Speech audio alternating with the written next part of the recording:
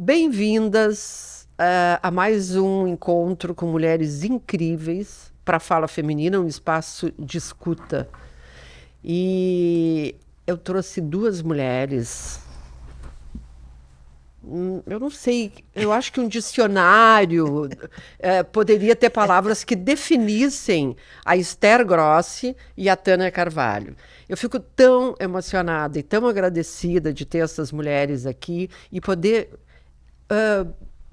dar isso para vocês, mulheres que vão saber os detalhes da vida delas, mas não, todas elas, as duas já contaram tudo. Eu estou feliz que eu estou ao lado da Esther. Isso para mim já é uma honra, uma honra. Deus, a recíproca é super verdadeira. Não precisa nem apresentar.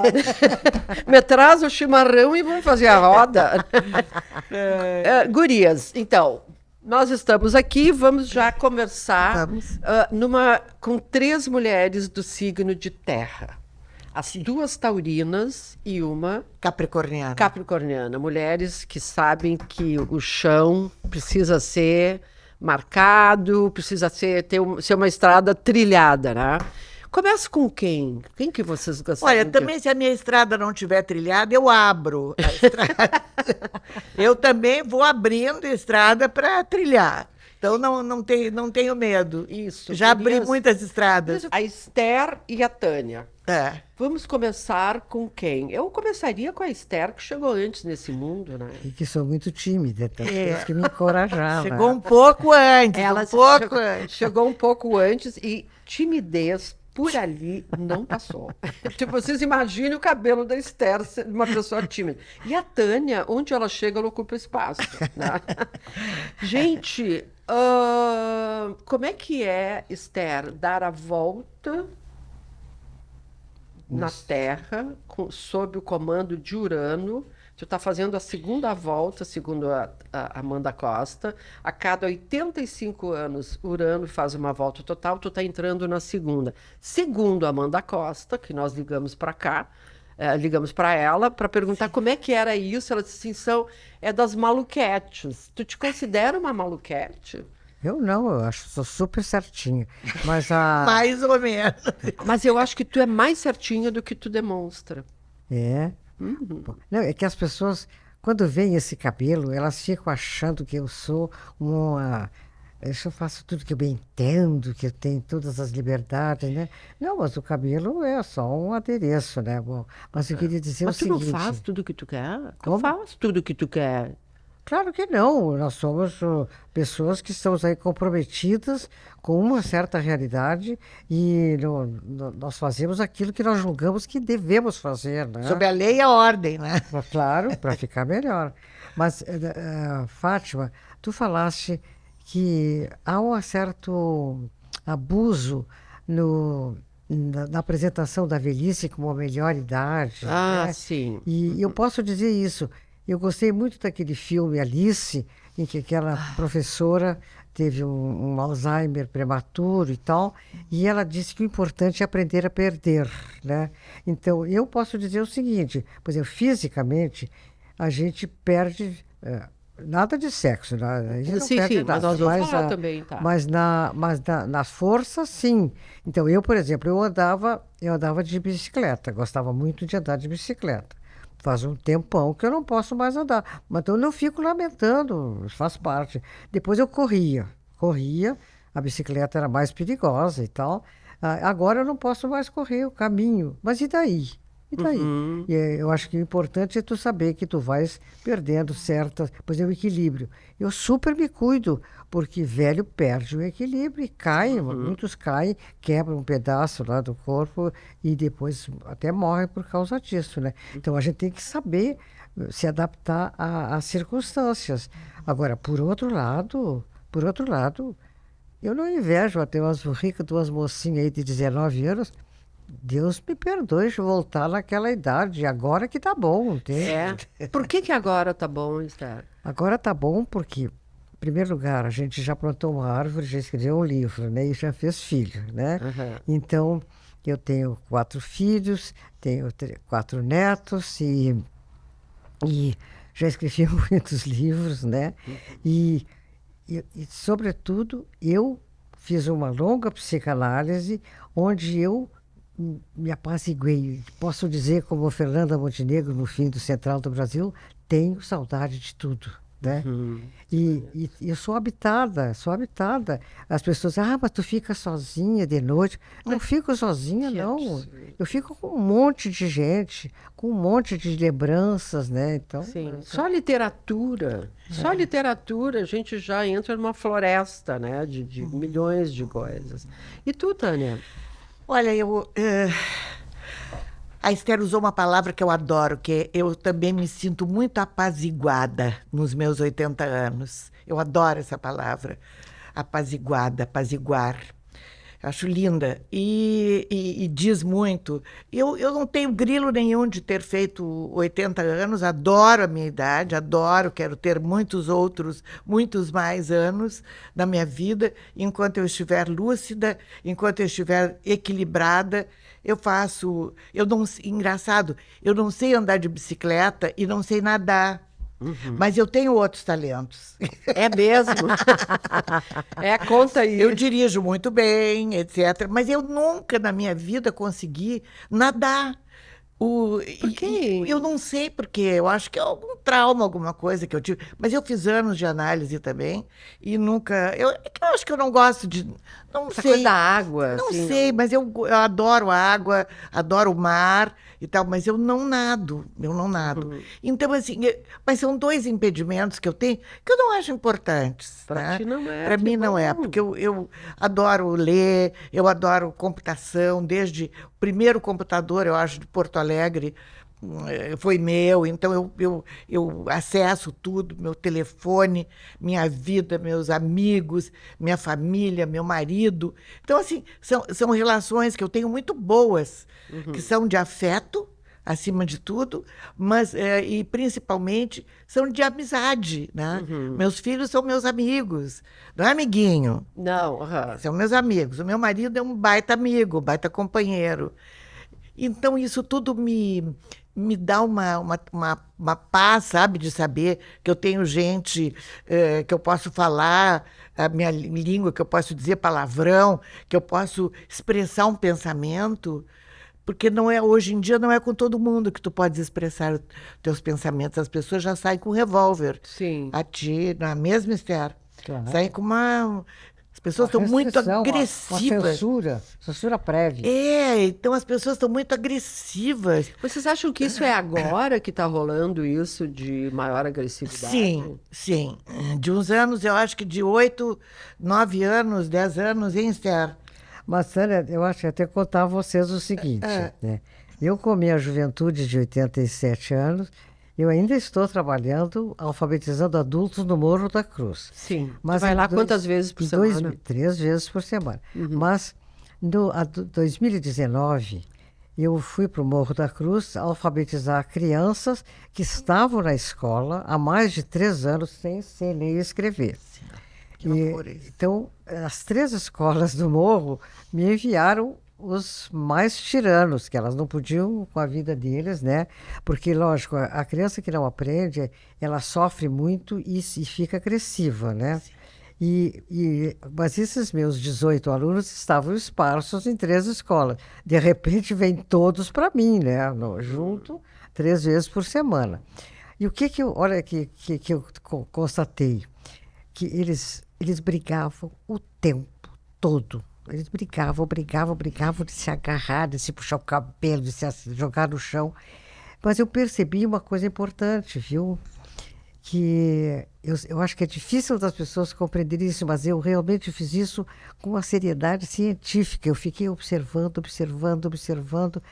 Eles brigavam antes de eu chegar, antes de entrarem na sala, eles já estavam de briga, ou se atirando pedra, eu proibi. Pedra, negativo. Não vão atirar pedra, porque pedra pode... Pedra não vai. Pedra não.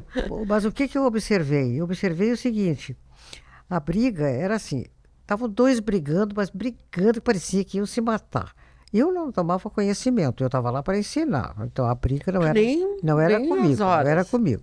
E dali um pouquinho, um dos que estava brigando estava oferecendo Coca-Cola para o outro, entende?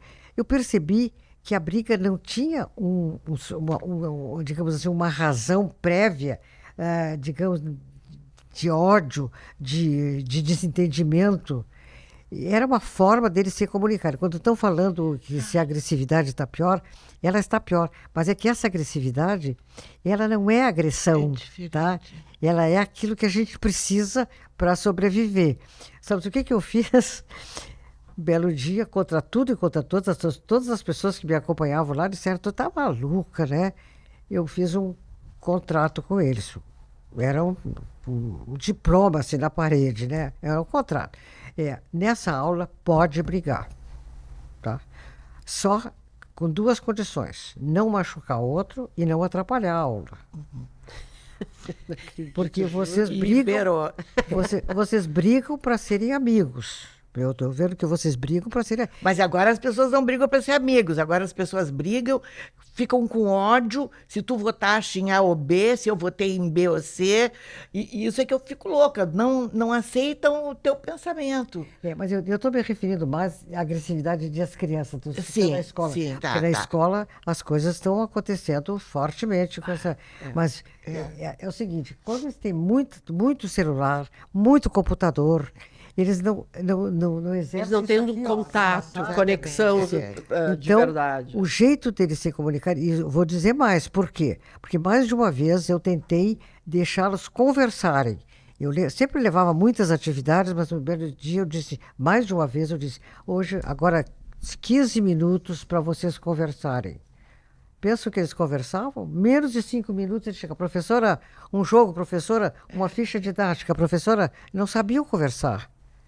Mas sabiam se agredir, se que é tocar, a linguagem. Se tocar. Bom, e só escute, eles brigaram até o último dia de aula. Brigaram, só que uns se agarravam de briga e já tinham os que empurravam para fora. Sai que estão atrapalhando a aula. Aí eles saíam, fechavam a porta. Dali um pouquinho eles batiam. Professora, posso entrar? Nós já acabamos a briga e tal. Mas só escute que foi genial. Depois que acabaram as aulas todas, eu levei todos eles para minha casinha de campo, que fica a 400 quilômetros daqui. Lá eles passaram 3 dias. 3 dias sem brigar.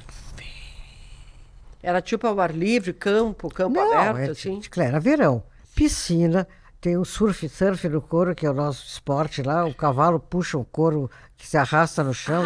E aí eles vão, tipo... Claro, eles tinham, claro, churrasco, boa comida. Foram ao Instituto Federal, onde eles viram uma porca com 12 leitõezinhos, Quem quer outra numa situação parindo. dessa? E outra coisa lá era realmente, eles estavam próximos uns dos outros, eles dormiam próximos, comiam do lado, né? Iam para a piscina, se atiravam lá, se agarravam, andavam a cavalo. Gritavam muito. Então, eles gritavam, porque as crianças também manifestam alguma coisa com gritos. Escuta, mas também, sim, não só o grito, mas o encanto.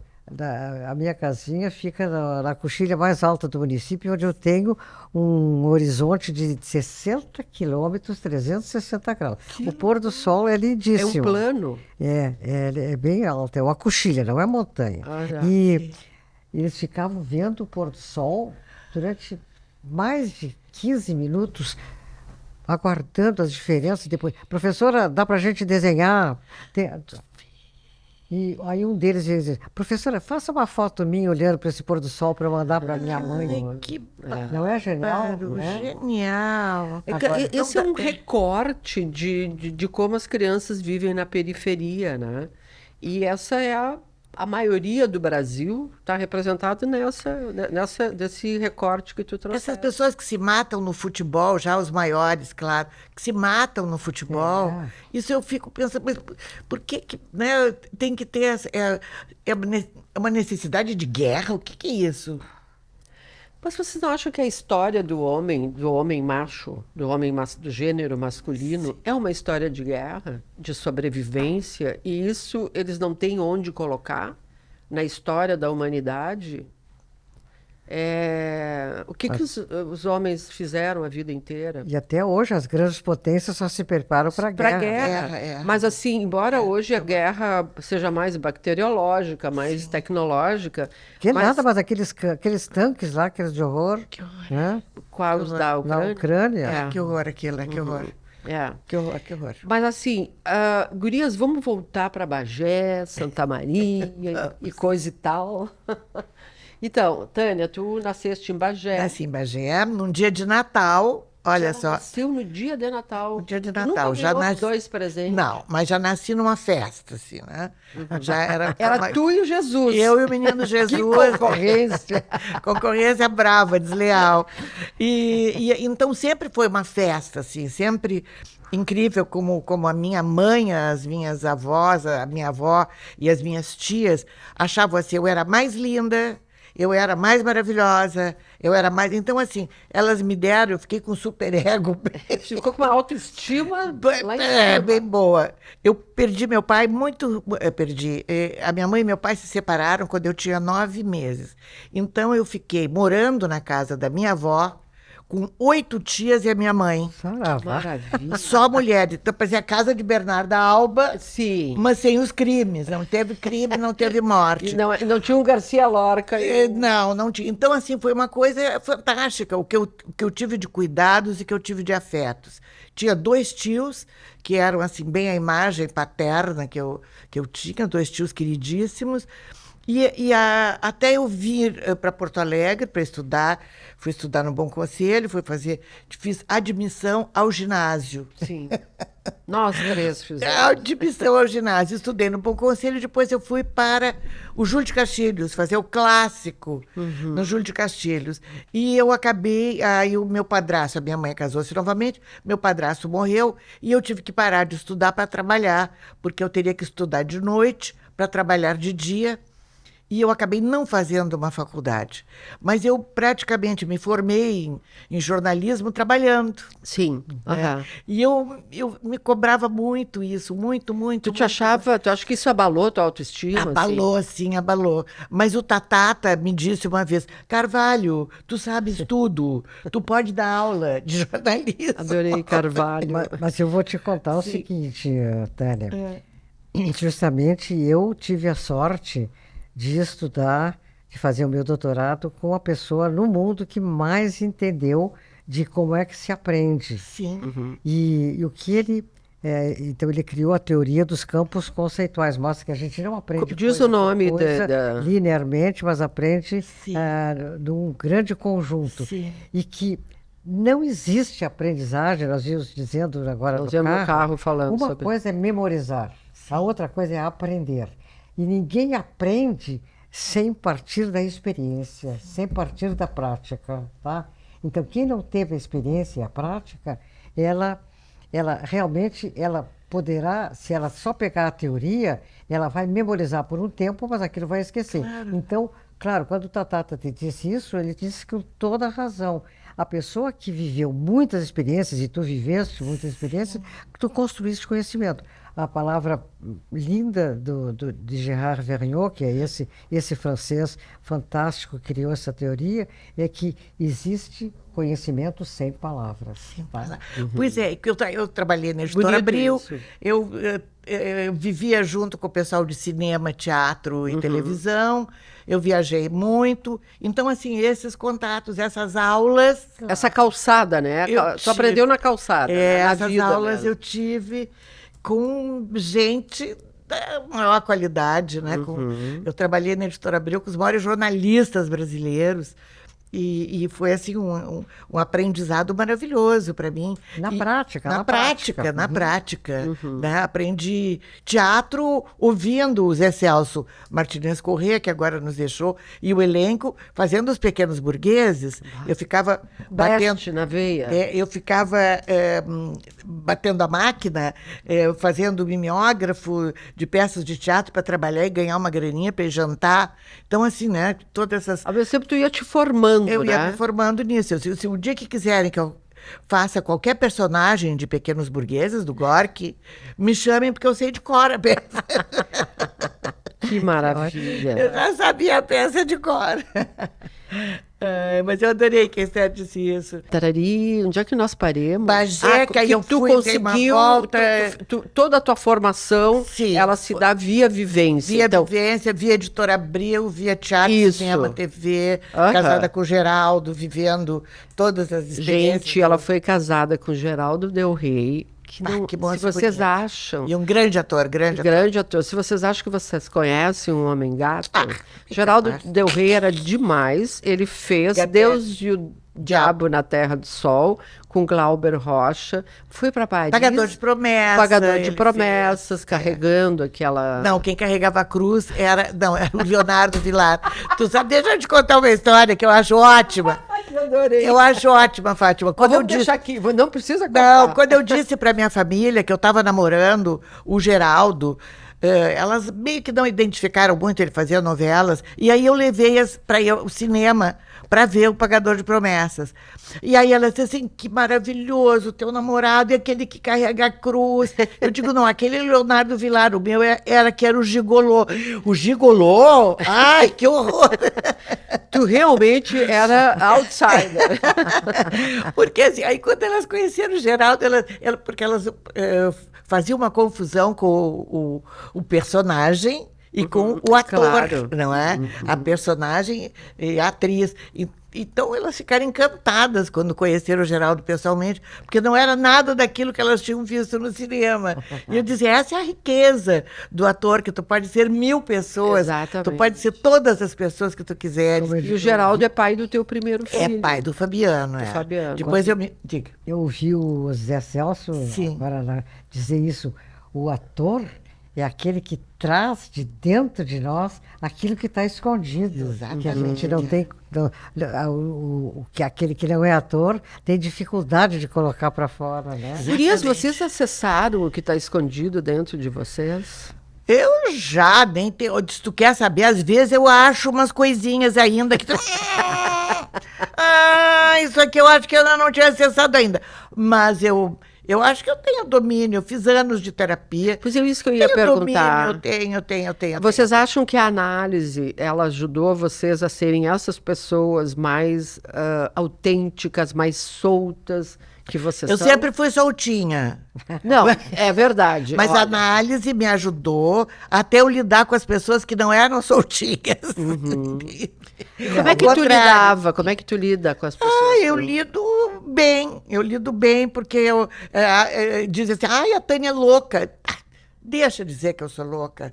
Eu acho que eu sou uma pessoa livre de dizer o que eu quero, de falar as coisas que eu quero. Toda a vida fui, de estar com gente que eu quero, que eu gosto. Tu faz o que tu queres. De dizer não. Essa é a grande loucura? Não. Eu acho que sim. Não exatamente só o que eu quero. Dentro, naturalmente, Sim, da lei e da Da ordem. lei e da ordem, É, como como- nós dissemos, é. né? Mas, e claro que a gente tem pactos com as pessoas, né? Quando eu me casei com o Felício, fizemos um pacto de não termos um casamento aberto, sem falar nisso, né? Vamos então, não vamos namorar ninguém. Não, porque eu já tinha namorado tanto na minha vida, já tinha... Tu queria descansar nesse Tava casamento. tudo tão bom, tão maravilhoso, que eu disse, não, eu acho que a minha vida, então é assim, é ter uma família com o Felício e ser feliz, e deu para minha bola, sabe? Assim, E foi o que aconteceu. Foi, exatamente, foi o que E tu, aconteceu. Esther, o que tu Eu não tenho dúvida. Tu não Pra- esconde, tu tem acesso a todos os recônditos deste... Tenho, eu te falei que eu tenho saudade de tudo. Para mim, a psicanálise foi fundamental. Mas como a Tânia contou que ela nasceu no dia de Natal, eu também quero contar como é que eu nasci, né? Eu sou a 9ª filha e a 4ª mulher de um casal, né? E quando eu nasci, a minha família se mudou para Santa Maria antes de eu nascer, porque os meus irmãos mais velhos já não podiam mais ficar na fazenda com uma só professora que o meu pai contratava, e dava aula lá, e era chamado de comunista porque juntava os filhos desempregados com seus próprios filhos para aproveitar a professora, né? Então. Assim, Era isso então que era comunista. Era disso que se tratava?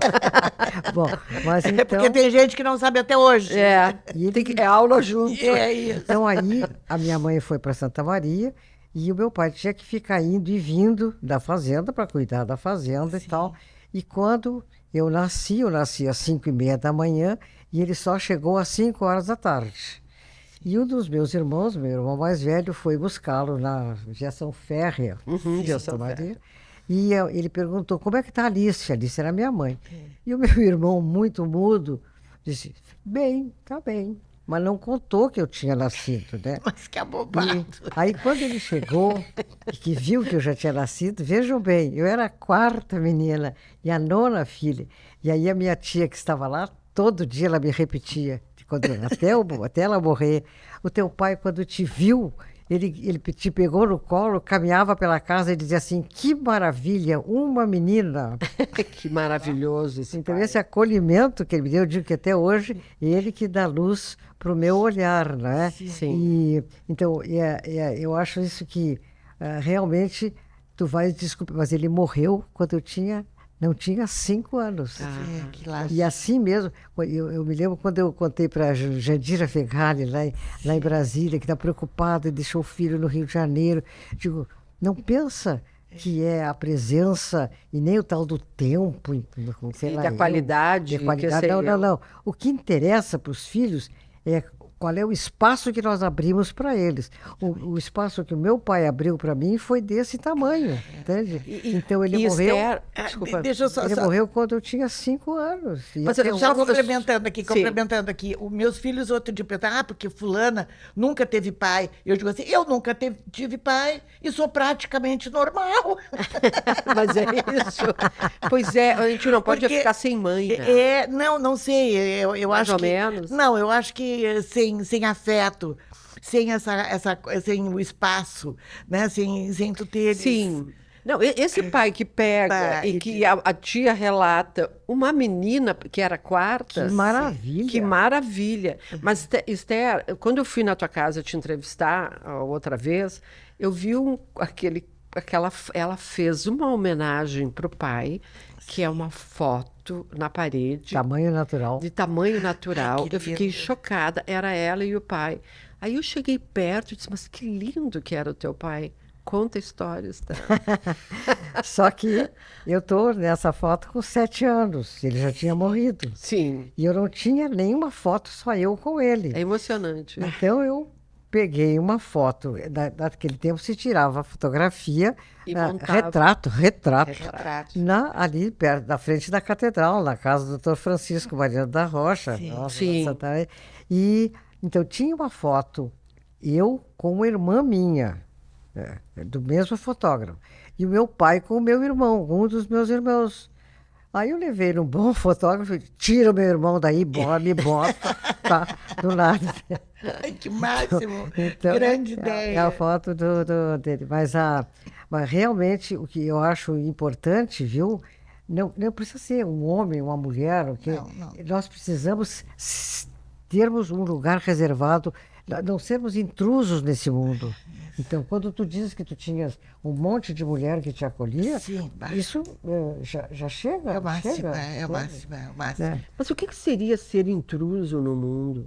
Como é que é? O que tu disse, a gente não pode se sentir intruso no mundo. O que é estar intruso no mundo? Que alguém ache que eu enriqueço esse mundo. Alguém acha que eu sou uma maravilha. Alguém Que acha. a Esther é importante. Sim. Que ela é sim, uma pessoa que Sim. traz a luz. Que se a gente tem um filho, e o filho não vem como uma carga, mas vem como um enriquecimento. Ele vem para nos completar, vem para nos, né, para nos fazer ainda melhores. Mas e hoje tal. a gente tem falado muito como as mulheres são sobrecarregadas com a maternidade, as mulheres no mercado de trabalho, toda essa exigência também sobre o corpo da mulher, sobre a aparência e tal. Como é que vocês veem isso? Eu nunca tive esse problema, nunca, verdade. Sempre foi assim? Nunca, nunca, nunca, nunca. Ai, felizmente eu tinha pessoas que me auxiliavam a cuidar do meu filho, que estavam. O meu marido era um deles, meu marido do Diogo, por exemplo. Do Fabiano, eu tinha minha mãe, quando eu me separei do Geraldo e voltei para Porto Alegre, eu fiquei um tempo morando com a minha mãe. Então, assim, eu tinha também quem acolhesse o meu filho. Eu viajei, e o Fabiano ficava com a minha mãe, mas eu sabia que ele estava bem. Sim. Eu não tinha culpa nenhuma de Sim. estar viajando. Sim. E o Fabiano ficou com a minha mãe. Depois ele também viajou, também o Diogo, também. Então, assim, eu acho que cada um tem seu tempo das coisas. Eu nunca fui assim, eu sobrecarregada porque eu trabalho, eu estudo e eu tenho filho.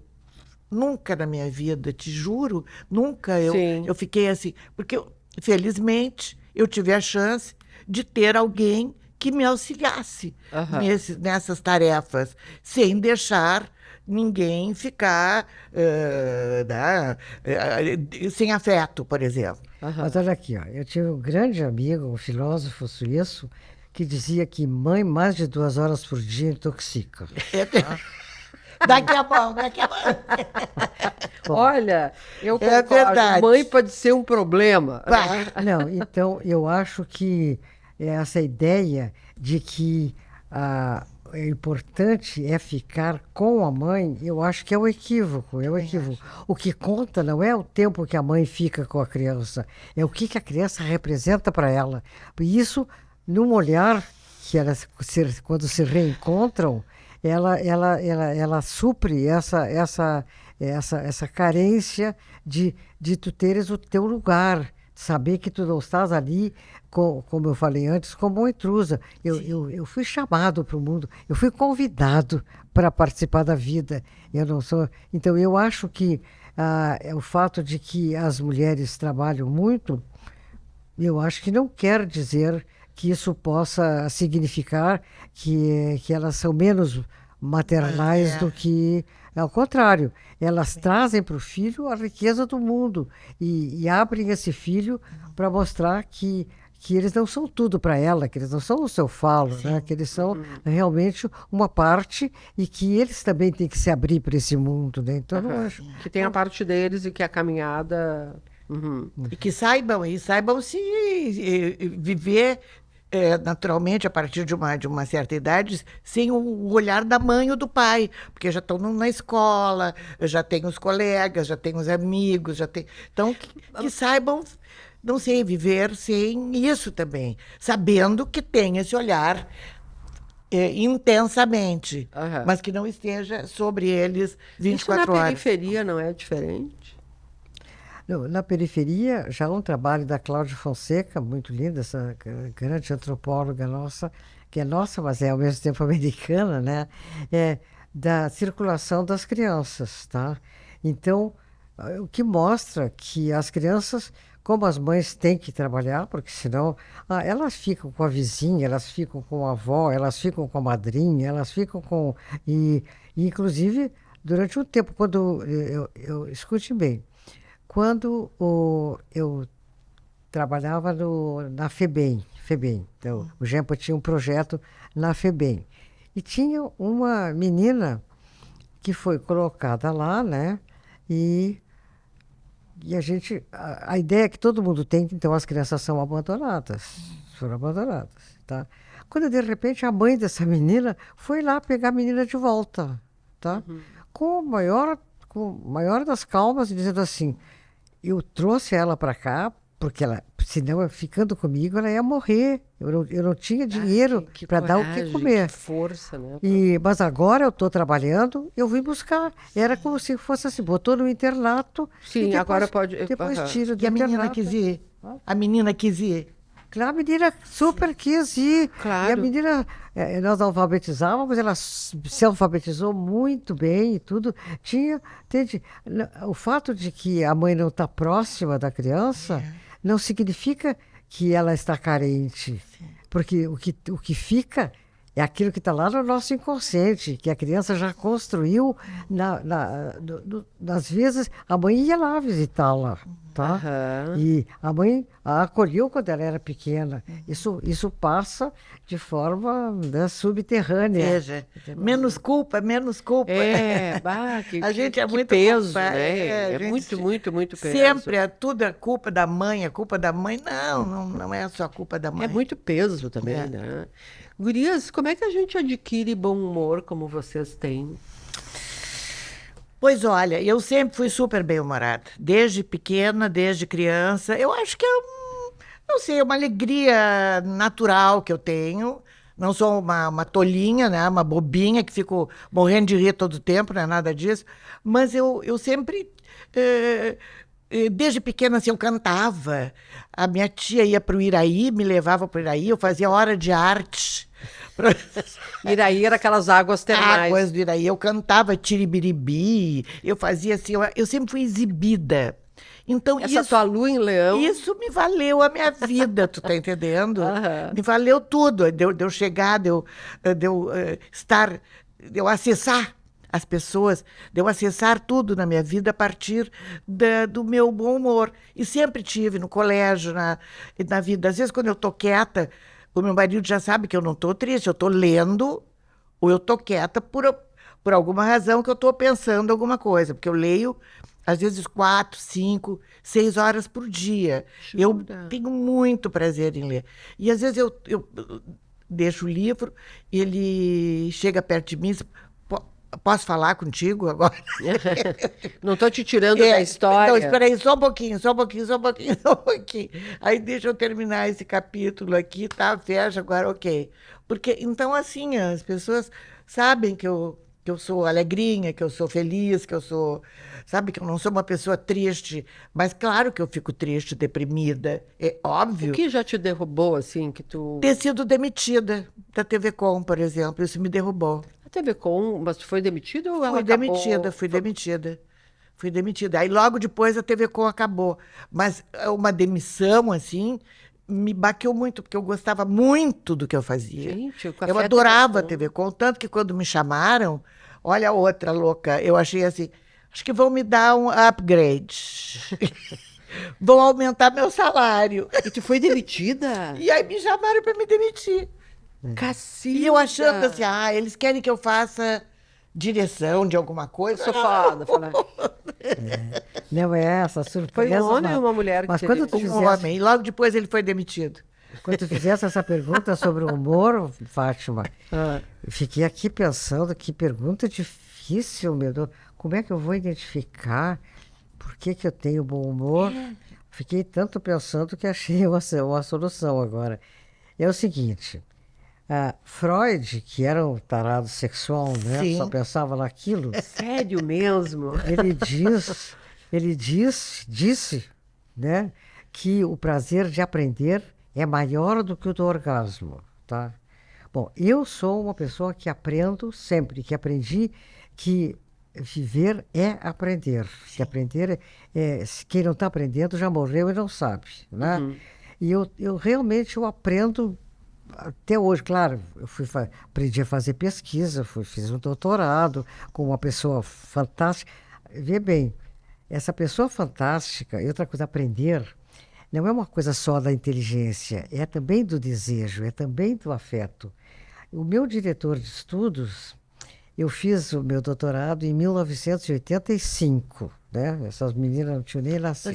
Tudo Bom, estrelinha. Então, quando eu fiz 80 anos, que portanto fazia 35 anos que eu tinha feito o meu doutorado, o meu diretor de estudos veio de Paris, por iniciativa dele, para comemorar o meu aniversário. Foi teu namorado? Esse foi teu namorado? Não, o namorado foi o Gerard. O Gerard. Não, o namorado foi o Claude. O Claude.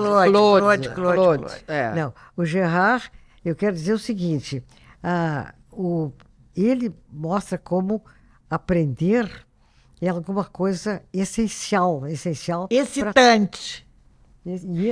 E Freud vem dizer que é maior do que o prazer do orgasmo. É uma coisa erótica. Aprender é uma coisa erótica. É quando tu te transforma. Claro, claro. Então eu acho que eu estou sempre aprendendo. Até hoje, quando eu estou pesquisando agora por que os adultos lá do Morro da Cruz não aprendem, né, a ler e escrever, cada descoberta é uma alegria, é uma coisa que... E mesmo... E tu acha que não precisa de...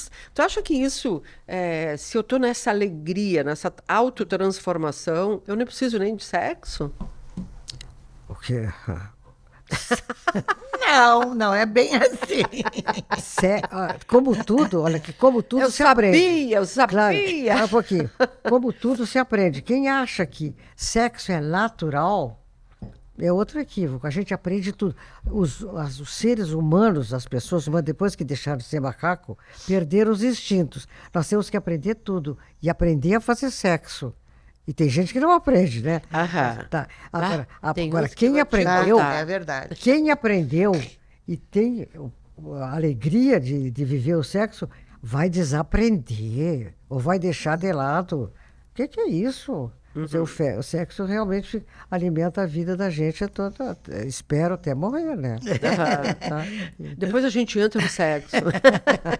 Mas vocês acham que o sexo ele foi desaprendido porque tudo mostra um jeito de fazer sexo que é antinatural, que foi o que tu falou, né? Agora, acho que tem gente que gosta, tem gente que não gosta, tem essa diferença, não é, Esther? Tu não achas? Tem gente que não aprende. Eu também acho que é mais não aprender. Tem razão. Tem gente que não aprende. Vocês lembram, assim, se vocês puderem... Para mim, quer dizer, cada um tem a sua ideologia lá. Para mim, sexo está vinculado com afeto. Para mim... Completamente. Agora, esses dias acabei de ver, não sei se foi na televisão, né? Não, o sexo não tem nada a ver com amor. Também não consigo Mas separar. aí, sem amor, é uma atividade física. E nem emagrece tanto para a gente estar fazendo.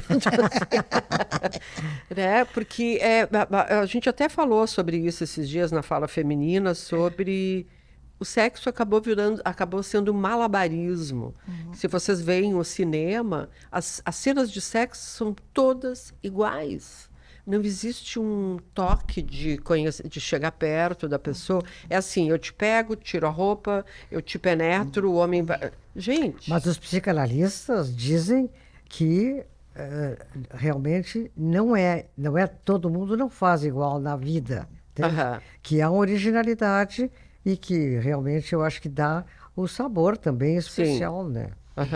Qual foi a originalidade mais excitante que vocês já tiveram? Qual foi a situação que estava ligada ao sexo? Para mim, claro que foi a experiência com esse matemático que eu conheci com 80 anos, né?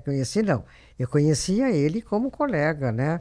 Mas com 80 anos me reencontrei, ele foi convidado justamente para o meu aniversário e tivemos uma relação fantástica, que durou apenas 4 anos, porque ele morreu de Covid, né? Sim. Mas nesses 4 anos eu me encontrei 8 vezes com ele, tanto no Canadá como fora do Canadá. E o sexo era bom? E o sexo era o centro da nossa relação, apesar de que, lógico, nós éramos 2 matemáticos, 2 professores apaixonados pelo ensino e tal, então as pessoas pensavam, era só um papo cabeça. Que papo cabeça, o melhor de tudo era a trepada, né? E esse sexo, assim, tu acha que ele foi diferente das outras vezes que tu teve histórias sexuais na vida? Foi. Diferente como, Esther? Não, foi, em primeiro lugar, uma coisa é assim, com 80 anos, tá? A relação era absolutamente afetiva.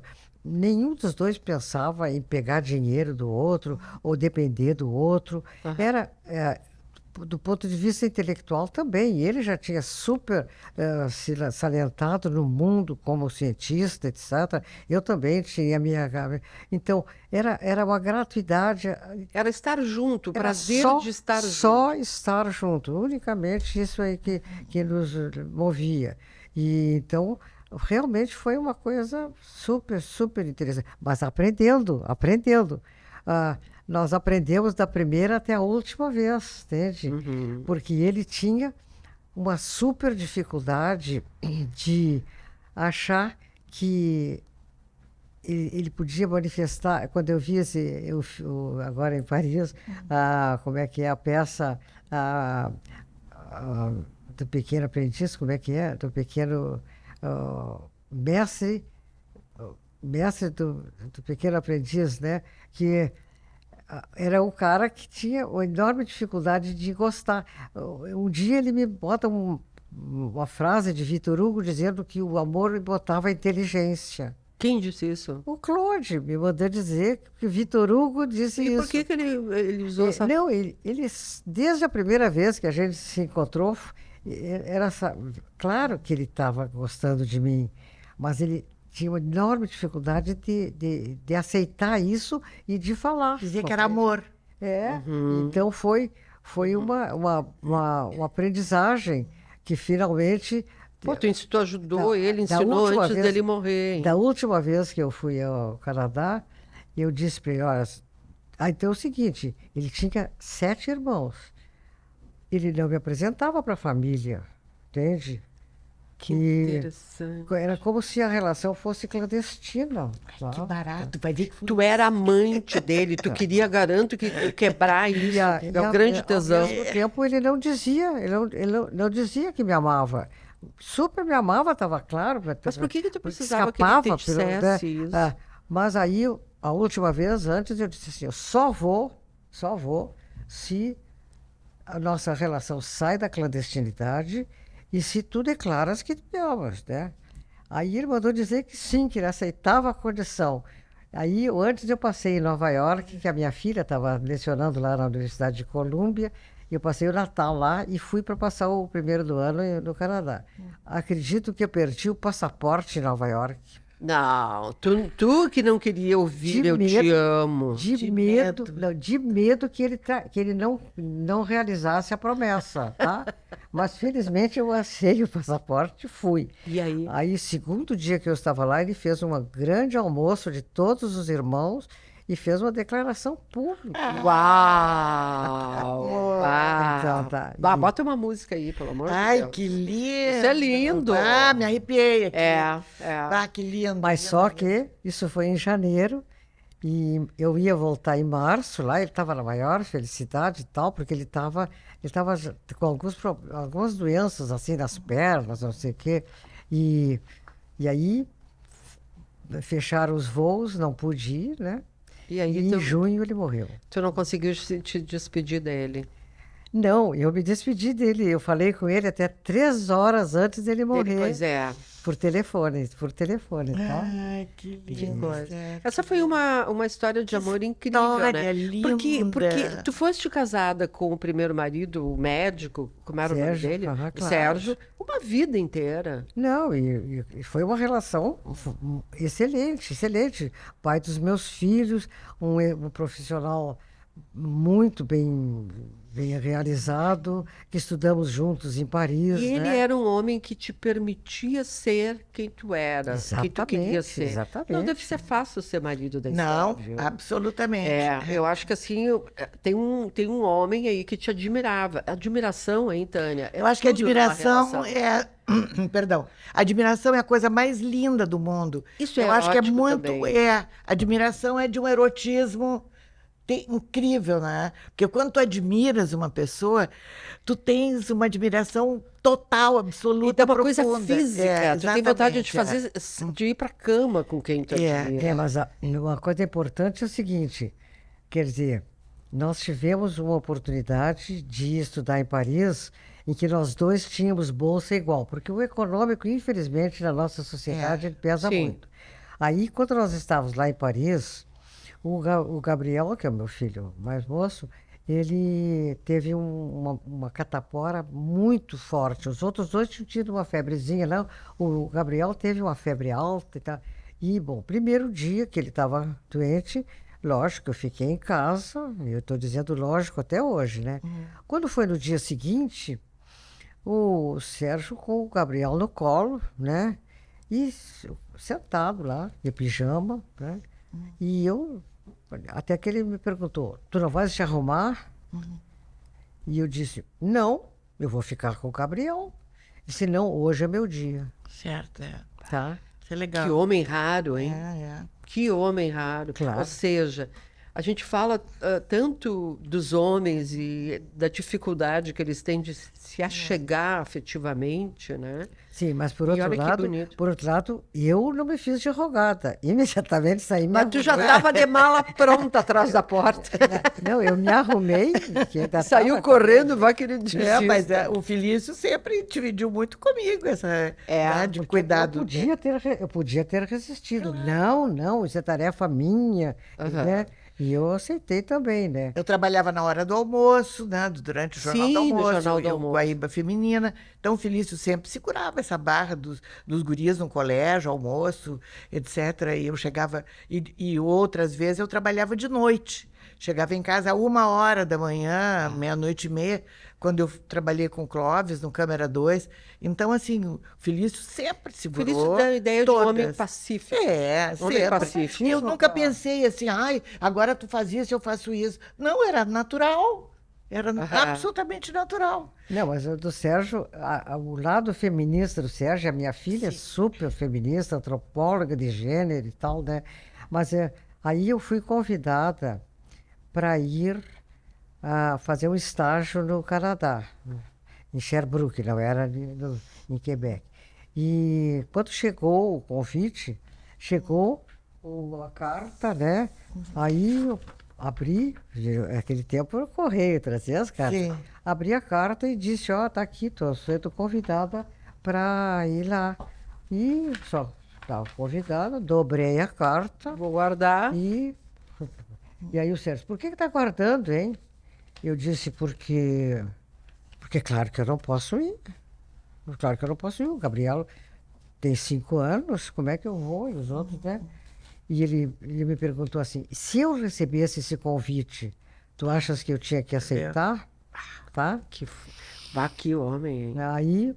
Aí eu disse, claro. E por que tu não, né?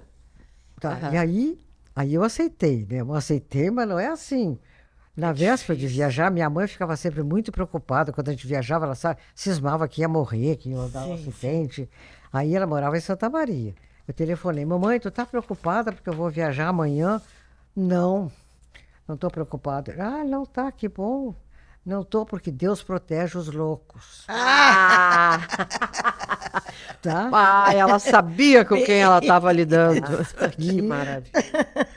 E aí, escuta, aí eu fui, mas antes de ir, a vizinha, que hoje, casualmente, me encontrei com ela se encontrou com o Gabriel, que tinha 5 anos, né? E perguntou, com quem que vocês vão ficar? E sabe o que ele respondeu? Para que tem pai? Claro. Que maravilha. Gente, esses homens aí dão de 1000-0 nos homens de hoje. Pois é. Tu sabes que uma coisa, isso há muito tempo atrás, antes do meu filho, o Diogo, nascer, eu estava em Paris, também com o Felício, e eu tenho um grande amigo, que se chama Claude Bonjean, um jornalista, um escritor, que ele... tivemos várias vezes contatos, ele via o Brasil quando eu ia lá, etc. E um dia o Claude me convidou, sabia que eu estava em Paris, eu e Felício, e me convidou para almoçar. E eu pensei assim, ai, que chato, como é que eu vou, né? Vou almoçar, deixar o Felício sozinho, almoçar com o Felício assim. Não, eu vou almoçar aqui, tu vais almoçar com o teu amigo. Ué, aí eu digo, pai, esse cara, eu quero me casar com ele. A gente ainda era namorado. Vocês eram namorados. Éramos namorados. E eu digo, esse cara, eu quero me casar com ele, porque ele estava dizendo, não, tu vais almoçar com o Claude, eu almoço aqui, o amigo é teu amigo. Sim. E eu fui almoçar com o Claude, e aí, maravilha, fomos almoçar, simplesmente. Sim. Né? Sempre tem uma coisa assim, o casamento, ele está sempre acima de qualquer desejo. Existe uma instituição chamada casamento, né? Então, se tu é casado, tem que levar o marido ou não ir. Sim, mas eu fui só almoçar com ele. Sim, mas eu estou dizendo assim, a maioria das mulheres... Não pode almoçar com o teu amigo? Claro. Não vai, a maioria não vai, não iria. Que coisa, né? É uma pena. É junta de boi, eu digo, é junta de boi, tem que ter embaixo da canga. Que boa essa verdade, imagem. Com o ajojo, que a gente chama. O ajojo, que é amarrado, por né? baixo da cabeça do... Exatamente. Gurias, vocês casaram quantas vezes? Tu casou uma? Olha, eu casei com O Geraldo. Depois eu tive, assim, 2 ou 3 namorados, como a minha mãe dizia, namorados fortes. Aqueles que poderia dar alguma coisa. Namoro forte. Namoro não, que aí a gente também Já era sério. Vivia junto, assim, meio de viajávamos, etc. Não era, ninguém fingia que estava só namorando, não. Aham. E depois eu encontrei o Felício, e nós, ali nos anos 70 e poucos, 75, e aí nós começamos a namorar. Aí tivemos uma casa juntos em Gramado, ainda não casados. Aí ele nunca tinha tido filhos. Aí ele disse, eu quero ter um filho, mas tem que ser contigo. Eu digo, então, vamos lá. Vamos ali, abre a porta. Vamos ali, vamos já. Aí eu fui no médico, eu usava DIU, tirei o meu DIU, disse, é para já. E aí veio o Diogo, né? O Diogo tem 43 anos, e foi maravilhoso, porque eu disse, bom, a escolhida não, nós ficamos tão bem juntos que a gente queria continuar essa vida através de um filho, através de alguma, né, de outro símbolo. Não tem símbolo mais maravilhoso do que um filho, né? Que tem um filho que junta, né? Exatamente. Então, por isso que estamos casados até hoje. Que maravilha. Esther? Não, eu só fui casada com o Sérgio, né, durante 56 anos, ele morreu, e depois tive essa relação com o Claude. Com o Claude. Né, e tal. Tu sempre esteve mais envolvida com o trabalho, né? Com com todo esse trabalho intelectual, desde a pesquisa. criação do GEMPA, né, que é essa ONG a mais velha do Brasil. GEMPA, tá? Pois é. E sempre o meu trabalho foi sempre ocupou um espaço muito grande na minha vida. Assim como também ocupava o trabalho do Sérgio, né? Uhum. E, ao mesmo tempo, o respeito, cada um pelo desempenho do outro, né? Uhum. E continuo até hoje, super apaixonada pelo que faço. Ah, né? aquele Gempa, que maravilha. Eu me lembro que eu conheci o Gempa no começo. Eu fui numa escola com a Esther, e entrevistava sempre muito a Esther. Então era assim, realmente era apaixonante. Era apaixonante. Que bacana. Gurias, qual é o segredo da vida? Vocês podem dizer? Se há alguém que possa dizer, é vocês duas. O que é um bem viver? É viver legal, viver bem e não atrapalhar a vida do outro, principalmente. Né? Aham. Eu não atrapalhando a tua vida e tu não atrapalhando a minha. Tá de bom tamanho. Tá de bom tamanho. Tu não acha, Esther? Mas eu acho que o segredo da vida é tu descobrires que aqui é um lugar de construção e que nós não estamos aqui para sermos uns gozadores de um prazer individual. Nós estamos aqui para coletivamente trazer felicidade e prazer para todo mundo. E eu acho que esse é o segredo de realmente a gente viver muito, porque tem muita coisa ainda para fazer, Sim. né? Tem O muita... que tem ainda que vocês gostariam de fazer? Eu tenho 3 coisas que são definitivas para fazer antes de morrer. Antes de morrer... 3, não pode ser mais que 3. Eu queria... Olha, eu tinha vontade, assim, de ler todos os clássicos. Não vai dar tempo. Não vai dar tempo. Que não vai ter clássico tempo. que tu não leu? Eu Qual não é li todos. aquele? Uau! Não, eu adoro, por exemplo, eu acompanho sempre os escritores brasileiros, os gaúchos, sobremaneira, porque eu acho que eu tenho não é uma obrigação, mas eu tenho um dever, como apaixonada pela leitura, de divulgar os meus próximos, né? Porque isso é difícil hoje em dia. As rádios e as TVs não te dão muito tempo para a cultura. Então, isso eu gosto muito. E de ler, naturalmente, os grandes escritores, os grandes lançamentos de livro. Eu tenho horror de best-seller. Eu odeio. Odeio best-seller. Em livro, em filme. Qualquer coisa em que... homem. Fulano é o maior best-seller. Mas nem Deus o livre. Deus me livre e guarde.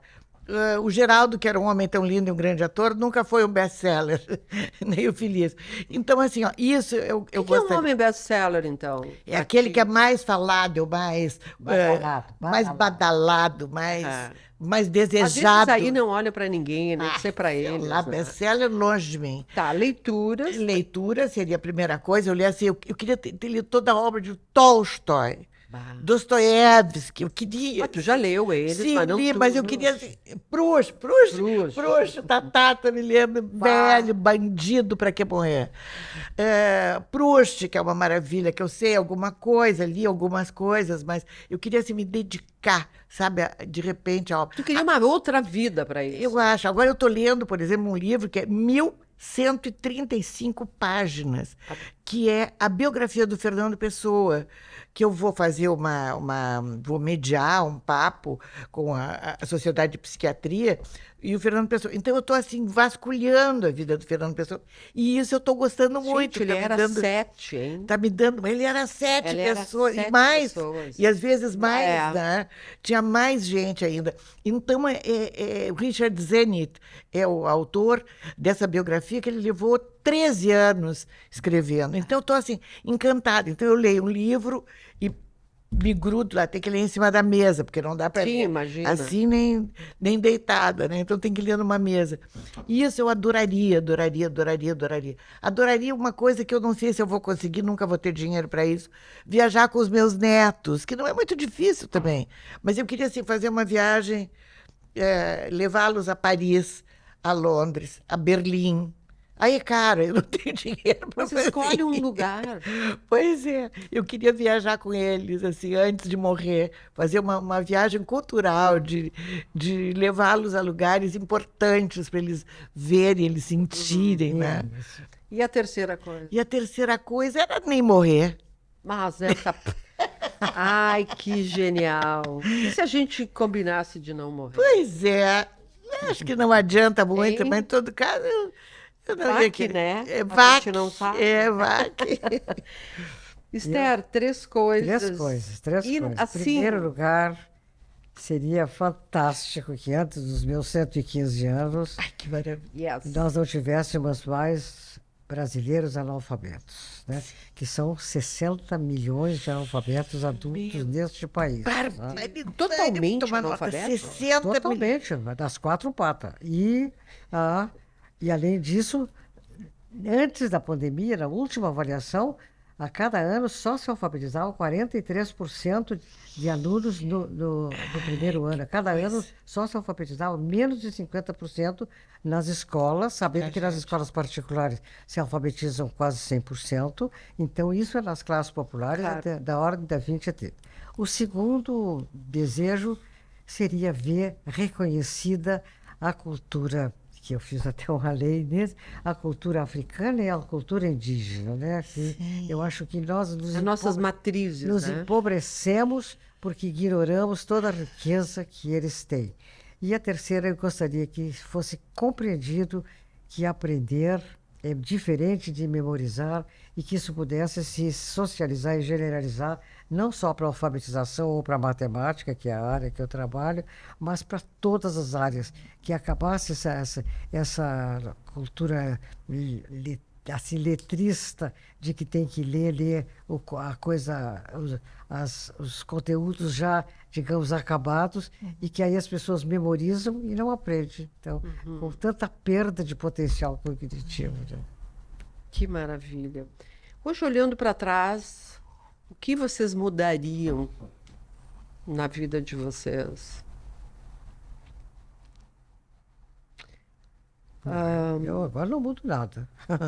Não mudo nada. O que eu estou fazendo, quer dizer, na verdade, eu mudo todo dia, né?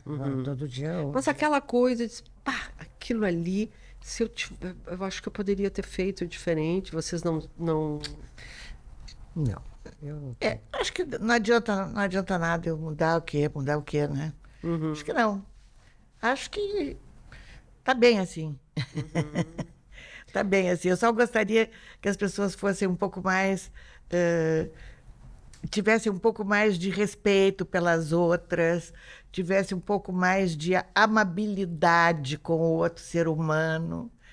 sabe? Que tivesse assim um afeto um pouco maior, não precisa ser apaixonado, nada disso, mas que tivesse um pouco de respeito pelo outro ser humano. E tu acha que isso se perdeu muito?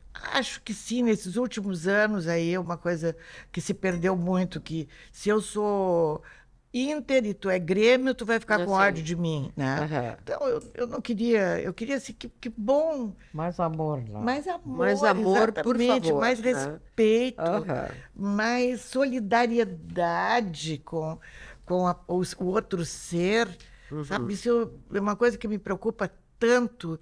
Eu sofro feito uma louca quando eu sei assim, chovendo, ai que horror, tem gente que está na chuva, eu não consigo não pensar nisso, né? E eu tento nutrir até um pouco assim essas faltas com as pequenas coisas que eu possa fazer, mas nutrir inclusive a informação das pessoas, nutrir. Não, claro, que eu mais desejo no mundo é que se desfaça essa desigualdade atroz que existe. Essa é a grande guerra, A né? pobrefobia, gente. A pobrefobia. Eu, quando vou lá no Morro da Cruz e vejo aquelas pessoas, o tipo de vida que elas levam, salário mínimo para sustentar uma família, tá uma mulher sozinha, porque os homens fazem os filhos e se mandam, né? Exatamente. Tá aquela mulher ganhando salário mínimo e com vários filhos, e ela cuidando, e ela se danando ali. E claro, para isso contribui um monte de coisa. O analfabetismo contribui para isso, porque as pessoas analfabetas, elas não se consideram realmente pessoas. Sim. Então, elas nem reagem, elas acham que isso Faz parte da vida. É normal. né? E realmente é preciso que essas pessoas tenham a dignidade de se sentirem Gente, assim, também participantes dessa luta, né? Porque a classe média e a classe alta não vai abrir esse espaço se eles não conquistarem. Não, é verdade, é verdade. Gurias, o nosso episódio chegou ao fim. Adorei. Tá com a Esther, então, foi um prêmio. Eu acho que é um prêmio, vocês duas, para todas as mulheres que vão. Amadas. Amada, Esther. Amada. Muito, muito obrigada. Eu acho que vocês são o grande livro, né, que as mulheres têm que ler, né? Antes de morrer, ou antes de crescer, ou para crescer, eu acho que é melhor. Porque a experiência de vocês é fantástica. Mas eu ainda não cresci tudo ainda, tô em crescimento. Mas olha, mas tu é 115 anos para ti, outros mais o que? 100? 100 também. 100. Vamos até o 100, vamos combinar? Vamos. A gente se encontra no 100 aqui. Tá certo. Tá? Maravilha. Muito obrigada. Fátima, tu é maravilhosa. Eu que agradeço. Eu quero falar para as mulheres todas que vocês não percam muito de ver essas duas mulheres e também se inscrevam no canal, todos os canais da Fala Feminina, e fiquem com a gente porque o que a gente traz é coisa muito legal, é ouro fino. Obrigada, Luiz.